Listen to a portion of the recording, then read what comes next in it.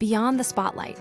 Eiza González on health, resilience, and reclaiming her narrative for much of her career, Eiza González has been defined by the high-octane roles she inhabits, from the action-packed streets of Baby Driver to the blockbuster scale of Godzilla vs. Kong.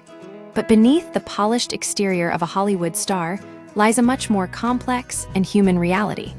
In a candid reflection on her life and career, González reveals that her current era of success is not just about professional momentum, but about a profound, hard-won reclamation of her physical and mental well-being. A career in motion, González is currently experiencing a surge in professional visibility. Her schedule is demanding, spanning international filming locations like Budapest for Netflix's Three Body Problem to a slate of upcoming film releases.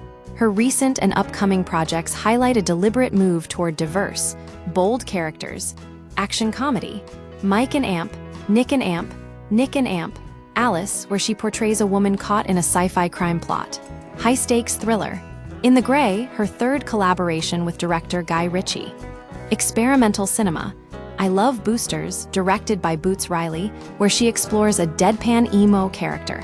This variety suggests a shift in her career, trajectory moving away from being merely a presence in big-budget films toward choosing roles that offer greater character agency and creative risk.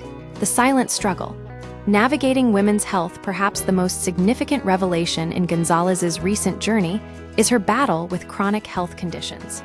After years of being told her symptoms were normal, she was eventually diagnosed with a trio of often misunderstood conditions: endometriosis, adenomyosis, and polycystic ovary syndrome, PCOS. The gaslighting of years of "you do have it," and then "you don't have it" from doctors. It made me understand how broken the system is. This experience highlights a systemic issue in modern medicine: the frequent dismissal of women's pain. For González, the diagnosis was a turning point that moved her from a state of confusion to one of active management.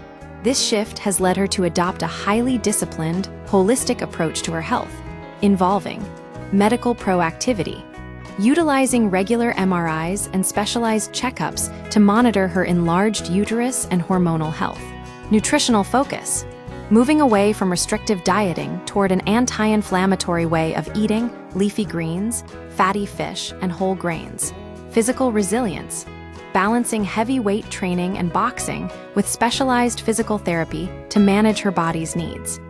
Healing the relationship with self. González's journey is also one of psychological deconstruction.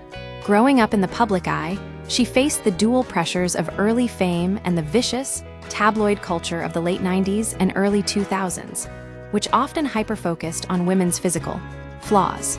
She candidly discusses how early childhood grief, the loss of her father at age 12, manifested as a struggle with body image and compulsive eating.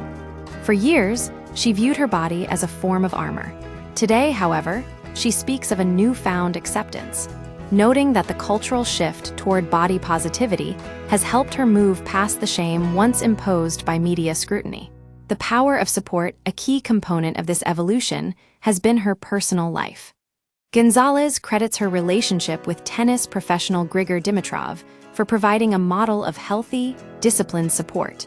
By seeing a partner who is in tune with himself, she has learned to apply that same discipline and kindness to her own recovery and wellness routines.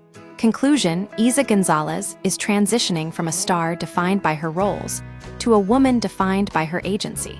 By confronting long-standing health issues and the traumas of her past, she is building a life that is as much about internal stability as it is about external success.